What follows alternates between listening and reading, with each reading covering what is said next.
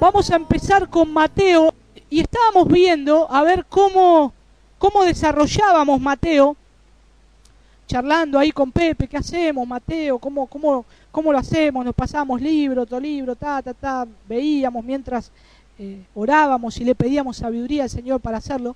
Y vamos a arrancar desde el principio, ¿sí? Desde el principio. Podríamos arrancar desde el nacimiento de Jesús, directamente a partir de Mateo capítulo 1, versículo 18, pero hay tanto para ver en Mateo 1 a partir del versículo 1 al 17, con toda ese libro de la genealogía.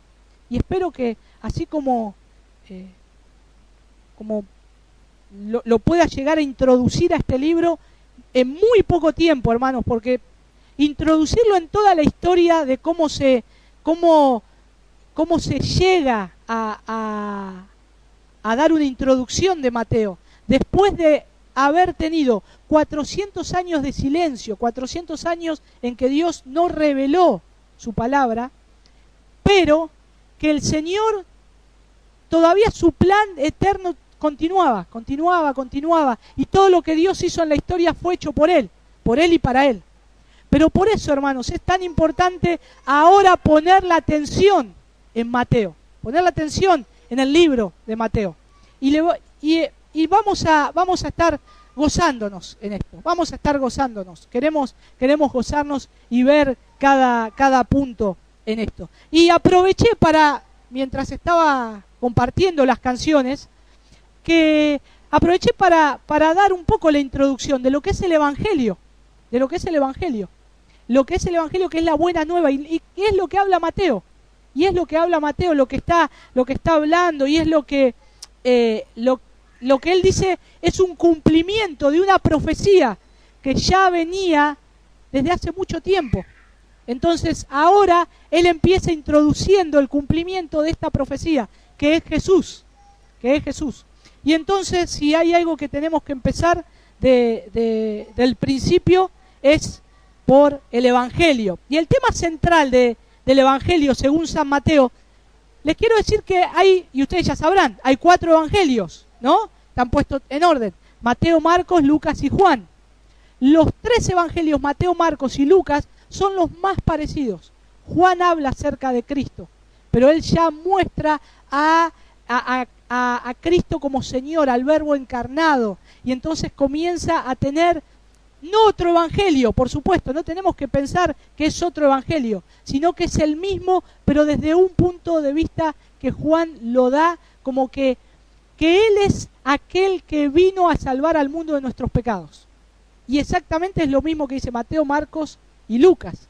Pero hay un enfoque. Es, para hacerle más sencilla, estos evangelios es como que estamos en esta habitación y cada uno de nosotros tiene una mirada de esta habitación, de este lugar.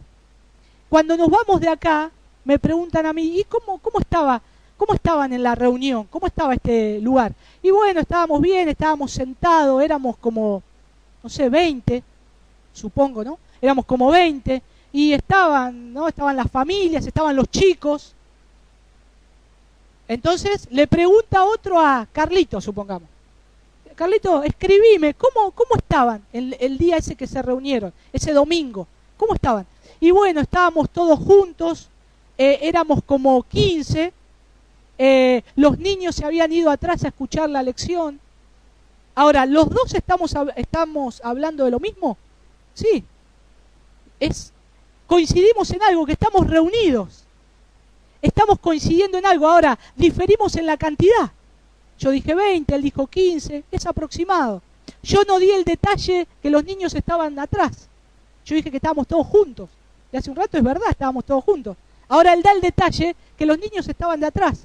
Ahora, ¿alguno de los dos mintió? No. Lo vio desde otra perspectiva. Bueno, los evangelios hacen eso. Mateo, Marcos, Lucas y Juan, cuando lo escriben, inclusive, ¿cómo es? El Evangelio de Lucas, ¿no? Que es que está escrito, es todo es historia, y aparte hay mucha investigación ahí. El mensaje es el mismo, lo que Jesús hizo, predicar el Evangelio del Reino. Pero después a veces podemos encontrar que a veces hay diferencias en cantidades, en la alimentación de los 5.000, en los lugares, en los tiempos, y eso no quiere decir que la Biblia tenga errores, sino que son distintos ángulos de vista, pero el mensaje es el mismo, el mensaje central es el mismo, ¿sí? Esto es simplemente para poder estar haciendo una comparación rápidamente entre estos 4 evangelios. Pero el tema central de Mateo es la historia de Jesucristo como el Mesías y Rey esperado por Israel, en quien se cumplen las profecías del Antiguo Testamento. Y Mateo comienza a relatarlo de esa forma, porque Mateo se enfoca a un público, a oyentes judíos. Ustedes saben que los judíos tienen toda una historia hacia atrás. Ellos conocían la historia desde Abraham, lo que Dios había hecho, cómo Dios había sacado a su pueblo. Entonces Mateo se encarga de mostrar cómo este rey, cómo este Mesías, es el Mesías prometido desde la antigüedad. Lo que ellos creían, lo que ellos habían escuchado, lo que ellos recitaban. Bueno, ahora este Mesías es el que vino, es el que está, y es Jesús. Y entonces podemos ver ahí que esto es una narración y es un enlace perfecto entre el Antiguo Pacto y el Nuevo Pacto, o sea, el Antiguo Testamento y el Nuevo Testamento. Y Mateo lo hace un retrato de Jesús como el ungido de Dios, como el Mesías ungido de Dios. Y es una frase que resume lo que Jesús es y cómo Mateo lo quiere presentar. Mateo lo presenta de esta forma. Por eso es importante también la primera parte del capítulo 1. Ahora, el autor es Mateo, es el mismo Mateo. La fecha que se escribe Mateo aproximadamente entre el 50 y el 75 después de Cristo. Después que muere Cristo y resucita, pasan 50, es en el año 50, y el 75 o 70, por ahí, se escribe este Evangelio de Mateo. ¿Por qué se relata esta fecha? Porque Mateo habla de la destrucción de Jerusalén, y todavía Jerusalén no había sido destruida cuando él escribe, porque la relata acá. Entonces quiere decir que la destrucción de Jerusalén fue después del 75. Entonces quiere decir que es antes de la destrucción de Jerusalén. ¿Se acuerdan lo que Jesús le habla a sus discípulos? No va a quedar piedra sobre piedra. Habla del templo, de la hermosura. Le dice, mira, Señor. Y el Señor dice que iban a destruir todo. Entonces, más o menos, esa es una fecha. Rápidamente quiero ir esto para no quitar el tema central del capítulo 1, del 1 al 17. Mateo es escrito para una audiencia mayormente judía o netamente judía, y el propósito del Evangelio de Mateo es presentar de tal manera a Jesucristo y su obra, de manera que sea posible que los inconversos conozcan personalmente a Jesús como Señor y Salvador. Y él expone y escribe todo esto para que otros, al leerlo, puedan conocer quién es Cristo. Y mayormente los judíos. Porque Mateo utiliza muchos escritos del Antiguo Testamento. Cuando ustedes tienen ahí en sus Biblias, van a ver que dice, como dijo el profeta, tanto. Como el profeta Isaías dice. Entonces siempre va citando el Antiguo Testamento. En todo el libro de Mateo lo van a ver, en los 28 capítulos. Y también escribe para convencer a sus amigos judíos, de que Jesús es el Cristo. Efectivamente, Jesús era el Cristo. Y en primer lugar, en el capítulo 1, y del 1 al 17 tenemos la genealogía y el nacimiento, la infancia de Jesús, la genealogía de Jesús. Pero la genealogía, nacimiento, infancia, lo tenemos del capítulo 1 al 2:23. Tenemos todo ese resumen. Es verdad que ninguno de los evangelios habla mucho acerca de la niñez de Jesús, ni de la juventud de Jesús. Salta a cuando comienza a principiar su ministerio, 30 años. Entonces, ¿qué es lo que pasa? Nosotros podemos encontrar en la misma escritura cómo Jesús fue. Dice que Él fue tentado en todo, dice que Jesús se sujetó a sus padres, y esto nos habla de que Jesús fue obediente desde niño a sus padres. Si fue tentado en todo, tuvo las mismas tentaciones que tienen los jóvenes, las mismas tentaciones. Dice que fue tentado en todo, pero sin pecado. Entonces nos da una idea de cómo Jesús fue en esa etapa de la historia. Y por supuesto que siempre han salido escritos y libros de gente que son diabólica, que escriben y dicen la infancia secreta de Jesús. Y meten cualquier cosa, ¿no? Porque como la Biblia no dice, pero no saben que la Biblia dice que Él fue sin pecado, ¿no? Y vivió una vida perfecta, por más de que todo lo que haya hecho. Y generalmente siempre en esos escritos, la infancia secreta de Jesús, la juventud de Jesús, y hablan y dicen cualquier barbaridad, desprestigiando el nombre de nuestro Señor, porque no aman, obviamente, no aman a Dios, y quieren estar, es la tarea de Satanás, estar distorsionando la palabra de Dios también. Bueno, vamos a pasar de largo lo que es todos los 28 versículos, el resumen, para ir directamente a lo que es la preparación del Señor. Y en esto incluye también los relatos de la infancia del Señor, cómo Él nació, a partir del versículo 18. Y nosotros podemos ver ahí en Mateo 1:1. Vamos ahí, tenemos ahí Mateo 1:1. Vamos a leerlo todo corrido del 1 al 17. Son varios nombres, algunos son medios difíciles. No quiero saltearme cosas importantes.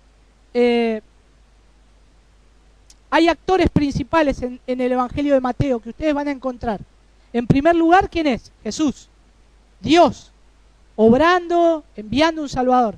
Después tenemos los más próximos a María y a José, ¿no es cierto? Jesús nace de una mujer, él nace de una mujer virgen y Él nace puro, Él nace sin pecado aún. José, su padre, y después, bueno, tenemos a los pastores, tenemos a los sabios del oriente, tenemos a un emperador furioso que quiere buscar a ese supuestamente rey que ha nacido, tenían temor. Y después, bueno, los discípulos, los milagros, todo lo que Jesús hizo está acá en Mateo, lo vamos a ver todo. Pero me gustaría introducir, y también están grupos de personas, fariseos, los saduceos, los judíos, ¿sí? Entonces, los que trabajaban para el gobierno, Mateo era publicano, él trabajaba para el gobierno, ahora lo vamos a ver. Pero es importante cuando leemos Mateo no pasar por alto estos detalles, porque son importantes las personas a las cuales Jesús se acerca para hablarles. Cada una de ellas es tan importante y tener en cuenta y saber quiénes eran. Yo les digo, por ejemplo, le prediqué el Evangelio a un hombre que encontré en la calle, ¿no? Y le prediqué y dijo, sí, quiero seguir a Cristo. Y es un hombre que se ve que tiene dinero, no sé. Qué interesante. Pero ahora sí, yo les digo que justo me encontré en la calle, no sé, iba a decir Ford, pero está muerto. Con alguien muy adinerado, no sé. ¿Quién puede ser? No conozco, no tengo amigos. Pero supongamos, un disparate voy a decir, ¿no? Bill Gates, ¿no?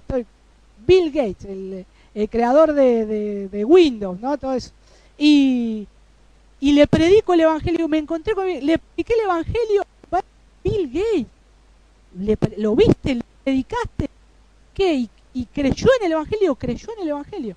Es muy diferente si yo digo que es me encontré con una persona adinerada y le prediqué el Evangelio y creyó. Ahora, cuando yo digo quién es y qué hace y qué era, es mucho más. Bueno, acá pasa lo mismo, hay muchos detalles. Por ejemplo, Mateo, Jesús llama a Mateo, pero ¿quién era Mateo? Una persona importantísima que trabajaba para el gobierno, pero a su vez tan despreciada, que ahora lo vamos a ver. Entonces, poner en cuenta y tener en cuenta esos detalles. Vamos a leer ahí Mateo capítulo 1, dice, libro de la genealogía de Jesucristo, hijo de David, hijo de Abraham. Abraham engendró a Isaac, Isaac a Jacob, y Jacob a Judá y a sus hermanos. Judá engendró de Tamar a Fares y a Sara, Fares a Esrom y Esrom a Aram. Aram engendró a Aminadab, Aminadab a Naasón y Naasón a Salmón. Salmón engendró de Rahab a Boz. Boz engendró de Ruth a Obed y Obed a Isaí. Isaí engendró al rey David y el rey David engendró a Salomón, de la que fue mujer de Urías. Salomón engendró a Roboam, Roboam a Abías y Abías a Asa. Asa engendró a Josafat, Josafat a Joram y Joram a Usías. Usías engendró a Jotam, Jotam a Acaz y Acaz a Ezequías. Ezequías engendró a Manasés, Manasés a Amón y Amón a Josías. Josías engendró a Jeconías y a sus hermanos en el tiempo de la deportación de Babilonia. Interesante ahí, marca un tiempo, un antes y un después. Después de la deportación de Babilonia, Jeconías engendró a Salatiel y Salatiel a Zorobabel. Zorobabel engendró a Abiud, Abiud a Eliakim y Eliakim a Azor. Azor engendró a Sadoc, Sadoc a Akim y Akim a Eliud. Eliud engendró a Eleazar, Eleazar a Matán, Matán a Jacob. Y Jacob engendró a José, marido de María, de la cual nació Jesús, llamado el Cristo. De manera que todas las generaciones, desde Abraham hasta David son 14, desde David hasta la deportación a Babilonia 14, y desde la deportación a Babilonia hasta Cristo 14. Entonces, en esto que nosotros podemos ver, y hermanos, es un gran evento que nosotros podamos ver estos primeros versículos de Mateo capítulo 1. Se nos revela en la escritura algo asombroso, algo asombroso. Primeramente, ¿por qué es asombroso? Yo no puedo decir que me acerco a la palabra de Dios y que esta genealogía, no sé para qué está escrita, no tiene nada que ver y Dios no me habla. Dios dice que toda la escritura es inspirada por Dios. Entonces, cada nombre que acá se dice, cada conjunción, cada transición de palabras, cada lugar que acá se nombra es inspirado por Dios. Y ante eso yo tengo que temblar delante de Dios. Es tan importante. Ahora, la tarea nuestra es ver qué es lo que Dios me dice en esta genealogía. ¿Qué es lo que Dios me está diciendo? Y hay algo muy claro que acá salta a la vista. ¿Quién son todas estas listas de personas? ¿Quién son todos estos nombres? Personas, ¿no es cierto? Hombres, pecadores, sí, menos Cristo, que dice ahí, lo pone que es Cristo. Pero después son todos hombres. Y inclusive vamos a ver que hay hombres en esta lista que dan vergüenza de lo que hicieron. Que es terrible lo que hicieron. Pero a su vez, ¿qué me lleva a ver esto? La gracia y la misericordia de Dios, que Dios elige al que Él quiere. Que es por su gracia y su misericordia que Él elige para un propósito eterno a personas que alguien en otro momento no tendría en cuenta. Ni siquiera para anotar una genealogía. Es como decir, no sé, yo soy, no sé, ni digo que soy pariente de fulano de tal, que está preso y que es un delincuente, ¿no? Entonces, no. Acá está escrito y esto tiene un propósito. Miren, el propósito de Dios que tiene en esta genealogía es que Dios utiliza para su gracia a quien Él quiere. Pero a su vez también para mostrar una genealogía que verdaderamente Cristo es el Mesías para los judíos. Y vamos a verlo y por eso les pido que que tengamos presente al leer esta genealogía, hacerlo con total reverencia, mirando cada nombre, pensando, si algunos conocen la historia, no vamos a ver la historia de todos ellos, aunque las podríamos ver, estaríamos un montón de tiempo, sino que vamos a ver algunos. Pero si ustedes miran a los nombres que hay acá y se acuerdan la historia al ir al Antiguo Testamento, dicen, no, ¿cómo puede ser? Ahí hay un nombre que lo miro de reojo, Rahab, ¿no? Y Rahab la ramera, la genealogía de Cristo, ¿no? Bueno, el Señor lo hace todo para su gloria. Entonces, este Evangelio de Mateo comienza con una larga lista de estos de nombres en estos 16 versículos, y delinean la genealogía desde Abraham hasta David, y desde David hasta la familia del cual nació Jesús. Y vamos a ver cómo podemos introducir este tema, cómo podemos introducir. Los judíos antes, ellos anotaban todas las genealogías, de dónde había venido cada uno. Anotaban en un libro, por eso ahí Mateo 1 dice, 1:1 dice, libro de la genealogía. Entonces, había un libro que se anotaban todos los apellidos de toda la familia, inclusive desde las tribus, para ver de dónde pertenecía cada uno. Y para los judíos era importantísimo, porque cuando se presentaban, decía, tu genealogía, ¿vos de dónde venís? Y yo vengo de tal. Ah, sí, vos sos bueno, no sé, que por ahí cómo dirían. Pero marcaban quiénes eran, quién era. Por eso es tan importante que Mateo, como su público judío, él dice, yo tengo que poner en primer lugar algo que evidencie que Cristo es el Mesías, que Jesucristo es el Mesías. Y se sabe que el Mesías iba a salir de Abraham, pero a su vez iba a ser un rey, tenía que tener sangre real. ¿Y quién es el rey en el Antiguo Testamento por excelencia que sale a la luz? David, conquistando, escribiendo, haciendo lío también, ¿no? Pero tenía que tener sangre real. Entonces Mateo acá los empieza diciendo, desde genealogía de Jesucristo, hijo de David, hijo de Abraham. Fíjense que no dice hijo de Abraham, hijo de David, hijo de David, hijo de Abraham. La genealogía de Cristo se aparece extensamente de los 4 evangelios en 2, en Mateo y en Marcos. Pero es interesante que Marcos utiliza la genealogía de María para demostrar de dónde viene Jesús. Pero es exactamente esta misma genealogía. ¿Pero por qué? Porque el Señor tenía que nacer de una simiente incorruptible, no de alguien, viene de José, pero como José no había tenido relación con María, Jesús fue concebido por el Espíritu Santo. Entonces, viene de María. Por eso el versículo 16 dice, de la cual nació Jesús. No dice del cual. Jesús no nace de José. Y generalmente a veces se ponía, Jesús o este muchacho es hijo de José. En este caso no.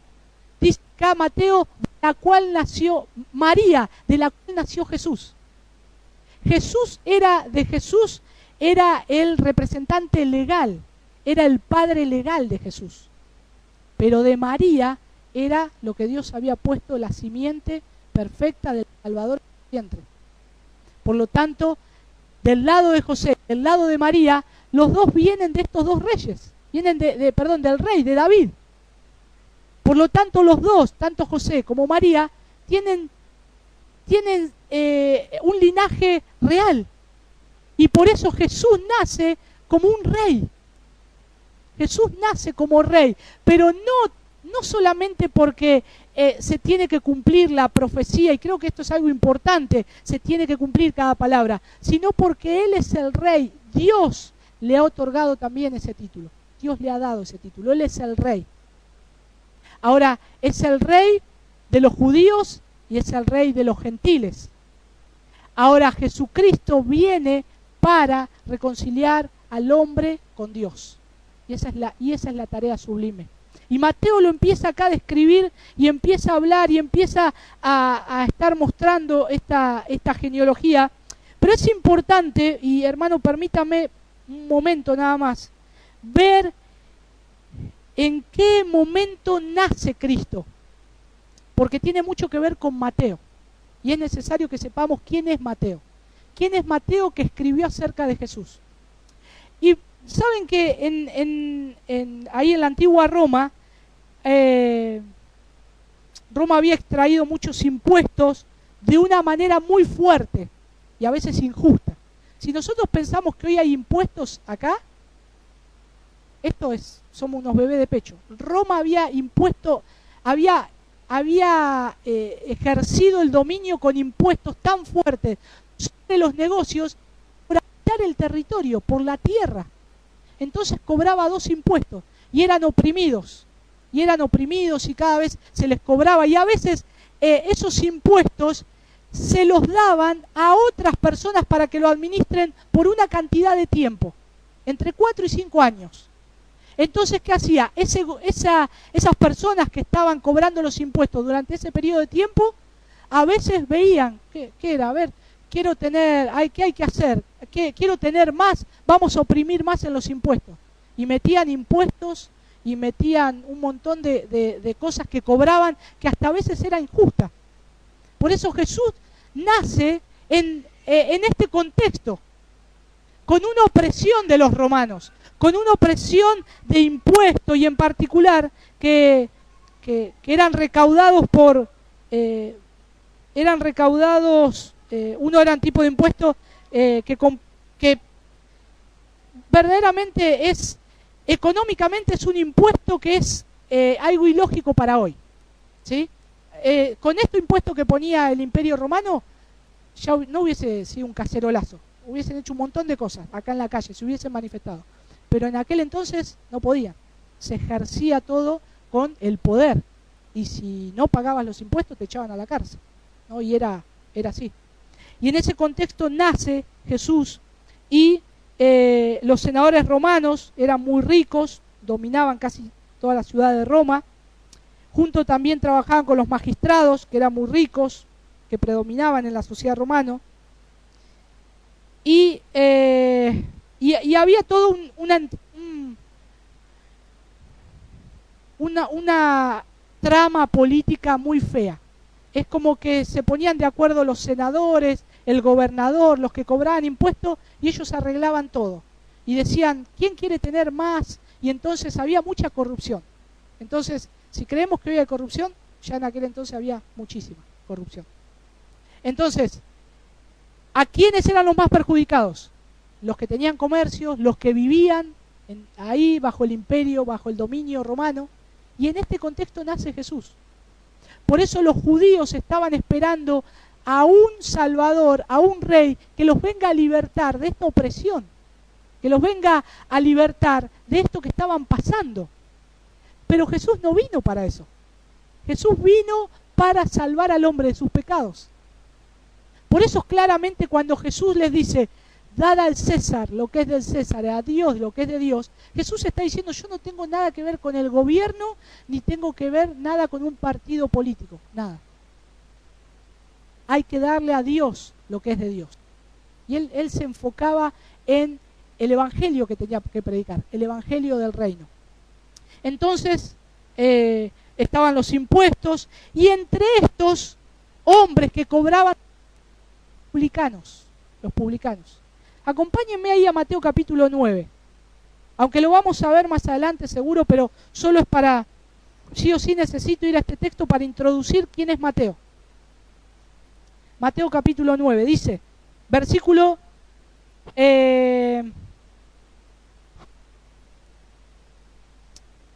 9.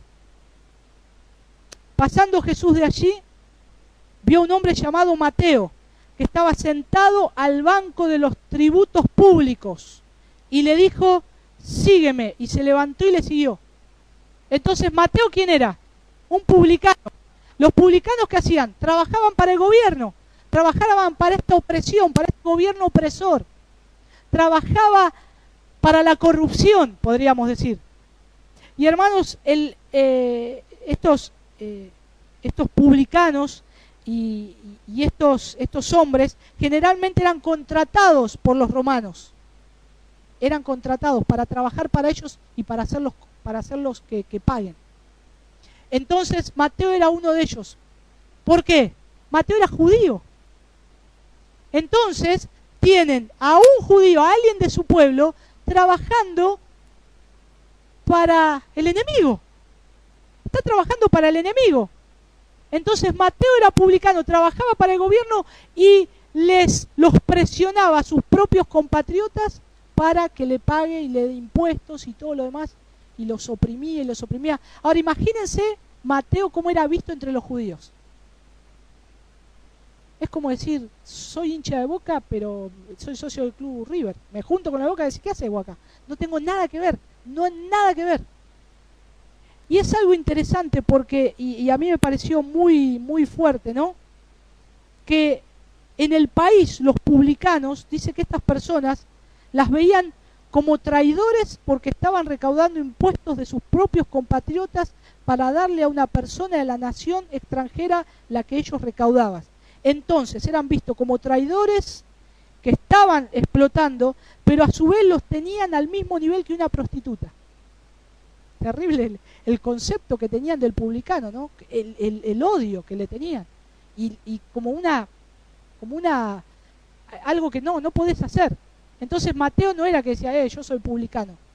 Él solamente trabajaba y hacía esto. Y bueno, y en ese contexto, Jesús pasa, dice que lo ve, y fíjense que le dice, sígueme. Sígueme. ¿Qué tiene que ver esta elección de Jesús con Mateo?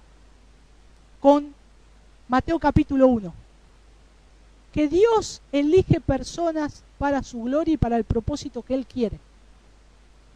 Tiene que ver una relación, sí, porque en la lista de la genealogía de Jesús, que Dios utiliza a esas personas para que nazca de ese linaje el Salvador, son personas también, casi como algunos como Mateo, ¿no? Como Rahab, prostituta.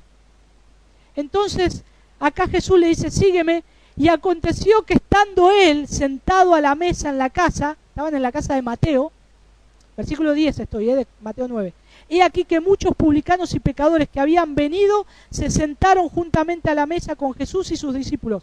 Cuando vieron esto los fariseos, ahí está un grupo de personas de los que yo les hablaba, los fariseos, dijeron a los discípulos, ¿por qué come vuestro maestro con los publicanos y pecadores? No. Decir publicano es decir sos un pecador. Al oír esto Jesús les dijo, los sanos no tienen necesidad de médicos, sino los enfermos. Id pues y aprender lo que significa, misericordia quiero y no sacrificio, porque no he venido a llamar a justos, sino a pecadores al arrepentimiento. Gloria a Dios. Ese es el propósito de nuestro Señor. Ese es el evangelio que Él vino a predicar. Y en primer lugar, escogiendo lo que no es, porque Él lo va a hacer algo por su gloria. Él escoge a alguien indeseado de la sociedad, a alguien mal visto de la sociedad. Imagínense hoy ministros que hoy están siendo degradados en nuestra nación, que vengan, se conviertan y comiencen a venir acá. ¿Qué van a decir? Tienen a este ministro corrupto que hizo un montón de cosas, lo tienen y le dicen hermano. Y es que hermano, esto no depende de nosotros, depende de Dios. Depende de Dios que Él llama para su gloria al que Él quiere y al que le place, para su propia gloria. Y a Dios le plació llamar a un publicano, a Mateo, a un publicano, a alguien despreciado.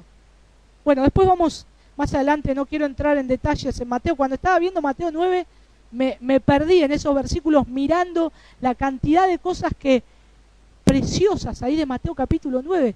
Solamente les tiro una. Mateo lo dejó todo y lo siguió al instante. ¿Saben lo que era dejar de ser publicano? Dejar de cobrar impuestos. Era quedarse sin trabajo. O sea, la dependencia de él dependía de eso. Dependía de las ganancias que él obtenía. Porque él cobraba los impuestos, pero a su vez él cobraba algo para que se pueda mantener. Ahora él ya no lo tenía más. Dice que se levantó y le siguió a Jesús. Y eso es lo que hace el llamamiento del Señor. El llamamiento de Dios es cuando el Señor llama, no podemos resistirlo. Él le seguimos. Inmediatamente dejamos todo y le seguimos. Y lo amamos. Y esa es la obra del Señor. Volvemos a Mateo 1. Volvemos un poquito ahí a Mateo 1. Ya vamos a meternos en el primer capítulo. En el primer lugar, Dios había prometido que en la familia de Abraham todas las naciones de la tierra serían benditas, que un Salvador había de salir de la familia de David. Y ahí dice de Abraham, Génesis 12:3, dice: bendeciré a los que te bendijeren y a los que te maldijeren maldeciré, y serán benditas en ti todas las familias de la tierra. Isaías capítulo 1, versículo 1, el profeta dice: saldrá una vara del tronco de Isaí, y a ver si encontramos acá, porque no anoté el versículo, pero dice Isaí, acá está, versículo 5. Obed a Isaí, dice que Ruth a Obed y Obed a Isaí, ¿no? Engendró. De vos engendró de Ruth a Obed y Obed a Isaí. Acá dice Isaías 1:1, dice: saldrá una vara del tronco de Isaí y un vástago retoñará de sus raíces. Habla de Cristo, del Mesías prometido. Y estos versículos prueban que Jesús descendió de David y de Abraham, y que la promesa de Dios efectivamente se cumplió. Hay algo interesante, hermanos. Hoy, si los judíos están esperando al Mesías, sí, saben, algunos saben, ¿no? Todavía están esperando al Mesías. Si hoy viene alguien y se para y dice: yo soy el Mesías, los judíos no tienen forma de rastrearlo por su genealogía, porque ya ellos dejaron de escribir en el libro la genealogía y se perdió. Entonces quiere decir que el que venga y diga: yo soy el Mesías, ellos, si quieren investigar si verdaderamente viene de Abraham, no van a poder, porque ya perdieron toda la genealogía, ya no lo hacen más, por siglos, ya no lo hacen más. Ahora se estaba haciendo, inclusive hasta el apóstol Pablo, cuando él habla y dice de dónde él venía y descendía, porque él estaba escrito en el libro de la genealogía de su familia, pero después ya no hay registros. Y hoy los judíos, que hay, no tienen registro de las genealogías. Es impresionante que no puedan rastrear. Por eso, efectivamente, el Mesías es Cristo y tiene que ser Cristo. Porque acá Mateo se encarga de demostrar que ese es el que Dios iba a enviar a su pueblo para librarlos.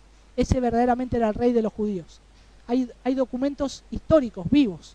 Por eso toma desde ellos dicen nuestro padre Abraham, ¿no? Y toma desde Abraham.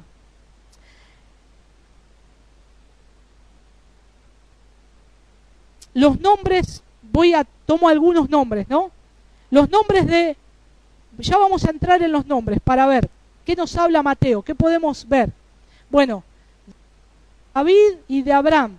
Conocemos mucho de David, leído casi algunos, no sé si todos, pero toda la historia de David. El hecho más sobresaliente: David venció, fue un valiente muchacho, pero también, ¿qué pasó en sus hechos? Tiene una historia muy oscura, ¿no? Cuando él toma por mujer a alguien que no es su mujer y se acuesta y encima asesina al esposo de esa mujer. David, como dice el pastor Sujel Michelén, el dulce cantor de Israel, encima que peca contra Dios adulterando, es un asesino. A Dios le plació que de ese linaje nazca el Salvador, por su gracia. Pero Dios restaura a David. Y de ahí nace Salomón, ¿no? Bueno, y de Abraham, lo que leímos recién, la promesa de que iban a ser un Salvador. Pero ahí en el versículo 7 tenemos a Roboam. En el versículo 8 tenemos a Joram. ¿Lo siguen ahí? En el versículo 10 a Amón. En el versículo 11 a Jeconías. Y estos hermanos nos presentan ejemplos que a nosotros nos deben sentir humillados. Porque ellos, aunque tuvieron padres piadosos, estos hombres, solamente estos 4 que nombro, Roboam, Joram, Amón y Jeconías, tuvieron padres piadosos que le hablaron de los hechos de Dios. Pero ¿saben qué fueron ellos? Malvados. Hicieron todo en contra de los padres. Fueron malvados. Impresionante. Y están acá en la genealogía de nuestro Señor. Ellos están ahí. ¿Y esto qué nos tiene que llevar a ver? que la gracia de Dios no es herencia de las familias. La gracia de Dios no es una herencia familiar que es transmitida. Mis padres son cristianos, yo soy cristiano, porque mi abuelo era cristiano. No. Dios salva a cada uno personalmente. Vengo de una cuarta generación de pastores y yo tengo que predicar. No, la herencia familiar no es la gracia de Dios, no es que yo soy salvo por mi herencia familiar. Esto es por Dios, es obra de Dios. Y esto nos tiene que dar ejemplo de que, en primer lugar, que como padres les podemos predicar el Evangelio a nuestros hijos, pero la obra es del Señor. Por eso tenemos que orar, hermanos, orar por el corazón de nuestros hijos, que sean transformados. Porque pueden llegar a ser hijos que sean inconversos. Y nosotros rogamos que sean salvos, rogamos que sean salvos. Y nosotros tenemos que orar por eso y estar clamándole al Señor. Y es una gran lección que nos dan estos 4 nombres que fueron muy, muy malvados. Por eso Juan capítulo 1, versículo 13 dice, los que no son engendrados de sangre ni de carne, no son engendrados ni de sangre ni de carne ni de voluntad de hombre, sino de Dios, y no de Dios. Por lo tanto, la gracia de Dios es dada por el Señor y debemos rogar por nuestros hijos. Aprendamos también de esta lista de nombres cuán grande es la misericordia y la compasión de nuestro Señor Jesucristo, y meditemos también acerca de lo corrompido, inmundo de nuestra naturaleza. Porque estos nombres que están acá son como fuimos nosotros. Necesitamos a Dios, corrompidos, apartados del Señor. Y que podamos reflexionar cuánta compasión nos tuvo Jesús, inclusive de haber nacido de una mujer. Jesús nació de una mujer. Dios para este plan podría haber mandado un ángel. Dios podría haber hecho de otra forma, pero Dios tenía que enviar a su Hijo, porque este era un plan hecho desde la eternidad. Ahora, esta mujer, María, era pecadora. Por eso, exaltar a María, adorar a María, hermanos, la palabra de Dios nos habla de María como la madre de nuestro Señor y la que fue la que dentro de su vientre estuvo Cristo. Pero esta mujer era pecadora también. Esta mujer necesitaba al Salvador. Miren qué gracia. Necesita al Salvador y lo lleva en su vientre. Necesita a aquel que lo va a reconciliar con Dios y lo tiene entre sus brazos. Lo da a luz y lo tiene entre sus brazos y tiene al Salvador. Pero ella también necesitaba a ese Salvador. Ella también necesitaba a ese Salvador. Inclusive nos relata Mateo, nos dice de Jesús que cómo, déjenme comprobarlo, porque no sé, ahora estoy en duda. Cuando María veía cada cosa que acontecía con Jesús. Cuando vinieron los reyes y se postraron delante de Jesús y le ofrecieron los regalos y los tesoros y todo lo demás. María vio todo eso. Reyes postrándose delante de este que es el Salvador, que es Emmanuel. Ya ella sabía, era Emmanuel, Dios con nosotros. Pero ella dice que ella atesoraba todas esas cosas en su corazón. Ella iba guardando todas esas cosas en su corazón. Por eso también el creer de María y la conversión de María fue progresiva. Fue progresiva. Hasta el momento inclusive que Jesús en un acontecimiento, cuando María lo va a buscar a la casa, está en una casa y Jesús está hablando, dicen, Maestro, tu madre y tus hermanos te buscan. Y él dice, ¿quién es mi madre y mis hermanos? Vosotros son.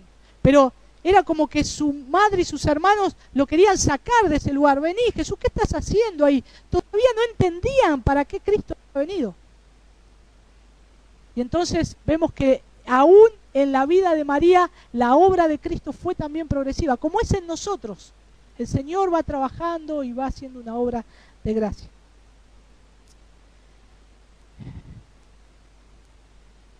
Jesús nace rico. ¿De qué descendencia venía? De una descendencia que tenía mucho dinero, muchas posesiones, muchas cosas que se habían contestado. ¿Y en qué contexto nace? En un lugar, podría haber nacido en un palacio. Su descendencia era de Salomón, el hombre más rico que tuvo esta tierra, que no va a haber otro más rico que él, dice la palabra. Ahora, Jesús, ¿dónde nace? En un establo sucio, oloroso. No tiene un lugar donde recostar su cabeza. Qué gracia del Señor, qué misericordia, cómo Dios arma su plan precioso, cómo Él hace cada cosa de acuerdo a su voluntad. Por eso, hermanos, mirar esta lista nos tiene que llevar a tener gratitud también, gratitud.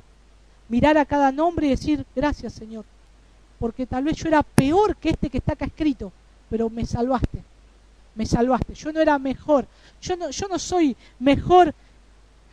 Hay que, encima las mujeres que nombra acá, hermanos, las mujeres no eran buenas mujeres en la historia que tienen. Y ahí el Señor, inclusive como mujeres, las hermanas pueden ver acá y decir, no era mejor que esta mujer, pero Señor, por tu gracia vos me escogiste, y por tu gracia y tu misericordia también haciendo una obra de gracia en mi vida, y así te agradó.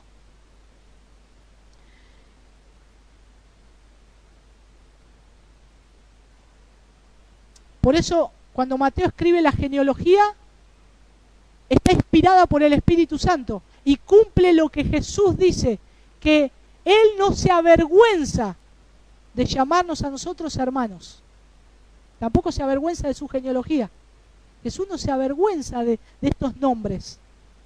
No dice, no, a este bórrenlo, no, a este mirá lo que hizo, un asesino, bórrenlo.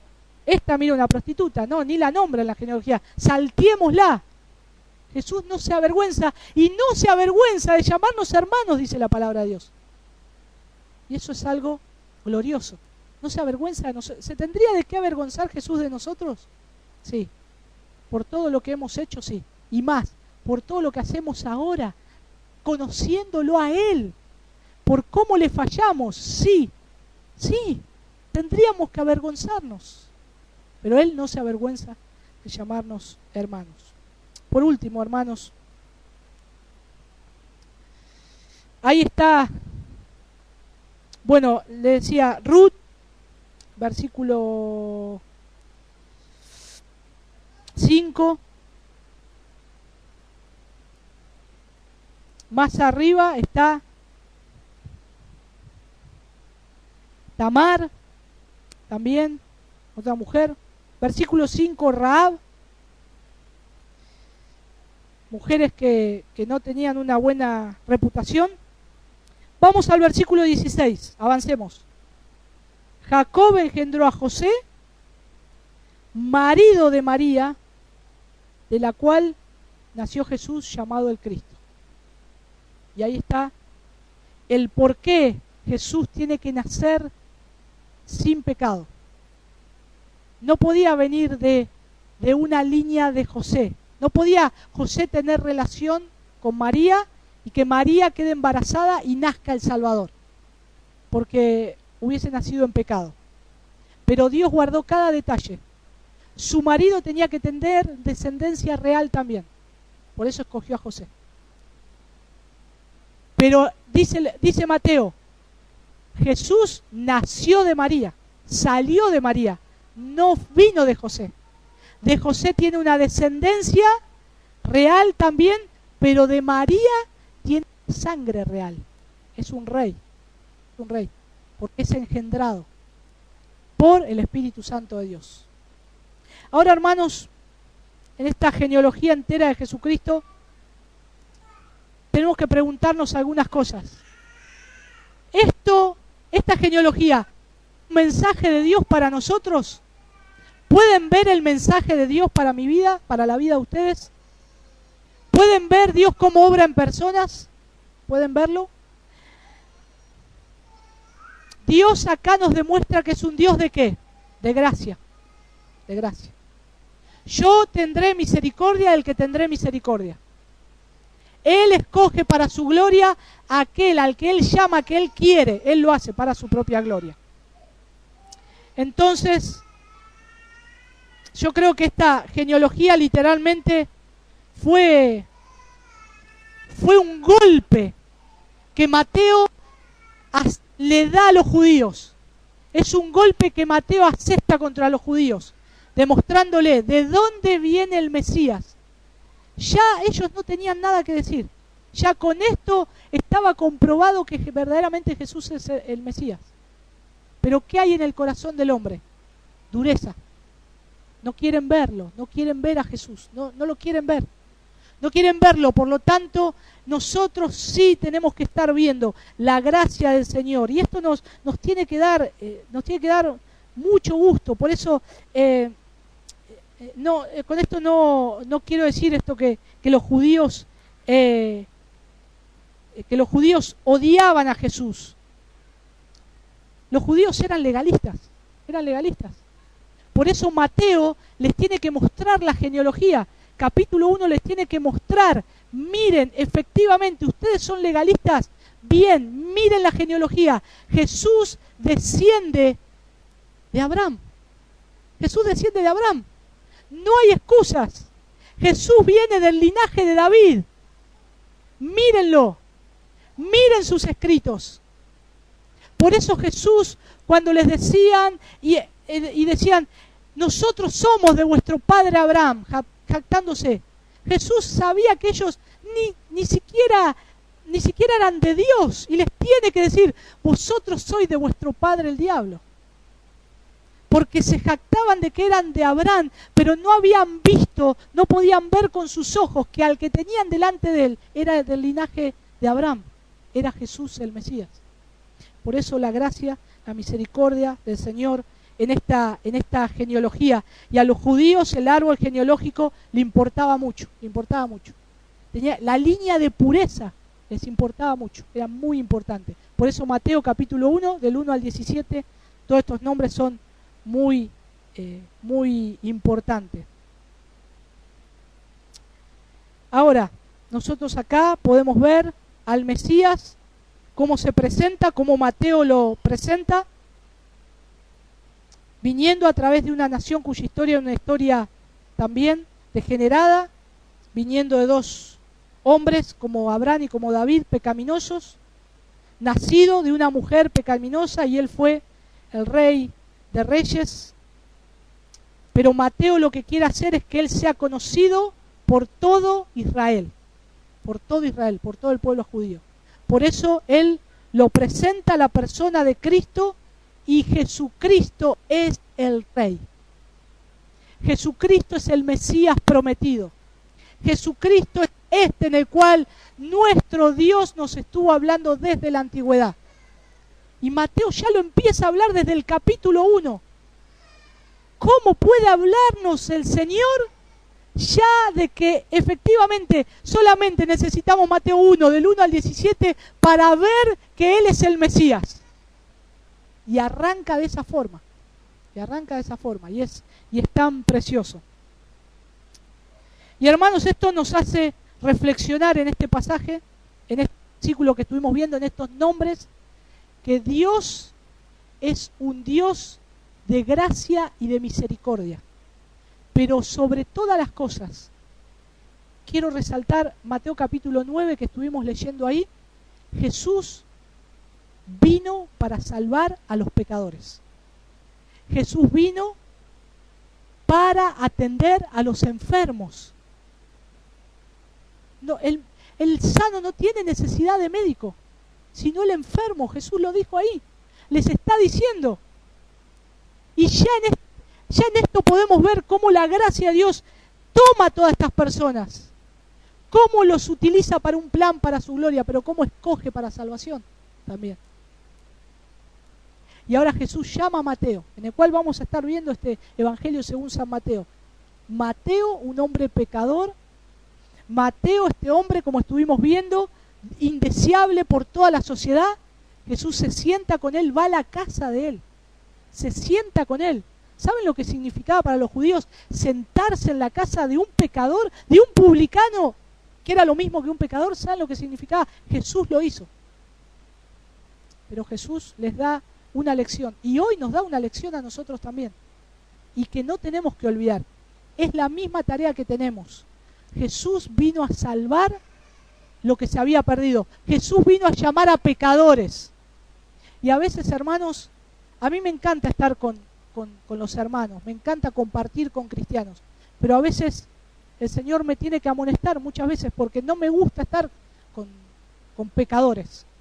Es verdad, no me gusta pasar tiempo, ¿no?, con pecadores. Eso es algo de relación, obvio. Tal vez no voy a tener una relación íntima, pero hay que predicarle el Evangelio. Alguien les tiene que hablar a esas personas. Jesús mismo llamó a Mateo, se sentó, estuvo ahí con sus discípulos, y ahí nosotros podemos ver el Evangelio de nuestro Señor Jesucristo. Y ahí, como dice el Señor, a los pecadores, al arrepentimiento. No vine a llamar a justos, sino a pecadores al arrepentimiento.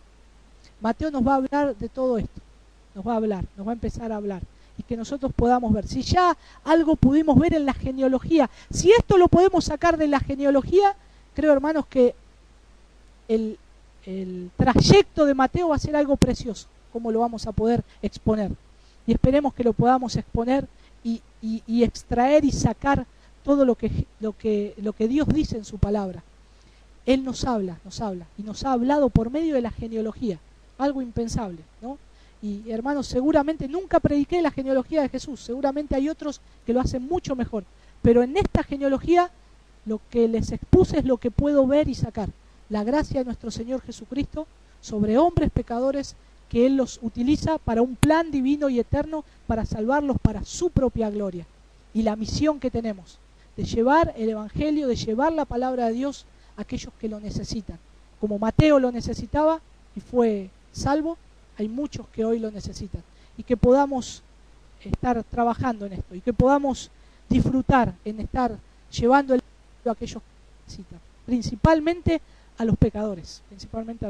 Vamos a orar. Señor, te doy gracias, Padre, por este tiempo.